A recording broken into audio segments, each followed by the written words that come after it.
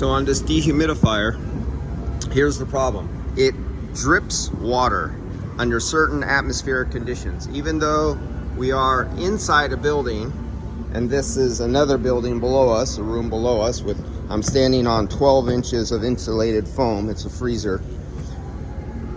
Sometimes the inside of this room is called for 60 degrees Fahrenheit or somewhere approaching that. Sometimes out here in this atmosphere, it could be in the 70s or even the 80s, but the humidity point and the dew point will be so high that just the fresh air return coming out of this air-conditioned room at the times when they do want it wet, it'll literally condensate water and drip and form puddles, and the water will just pour off the sides.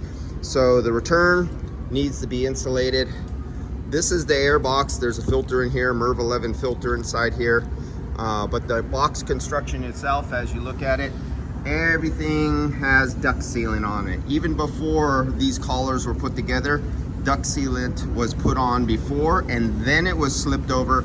Duct sealant was applied on the inside before the collars went down, so there's no chance of air leaking anywhere, other than maybe under these little screws right here. And even this got duct sealed on the seam of the metal.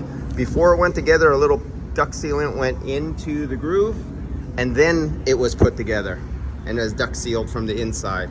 So there's inside here in this room, there's MERV 16 filters, 5-inch deep, carbon pregnant. There's over $5,000 in MERV 16 filters that are all taped and airtight sealed. The last thing you want to do, this is on the negative side of the pressure, you don't want to introduce dirty outside air that's going to be sucked under a negative pressure and it gets forced back into the room. So everything on the negative side of the cabinet, because the blower's over here, everything on the negative side needs to be sealed at every seam, every gap.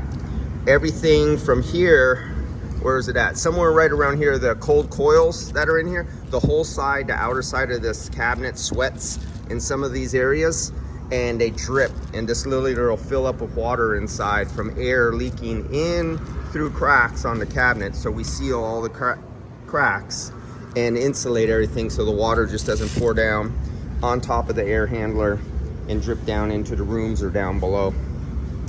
It was something we knew was going to happen the first time, and we started them up before we insulate them, and we just definitely discovered how much condensation could happen on the outside of these cabinets, or even pour out from inside if you don't have them pitched correctly for the condensate drain and everything like that.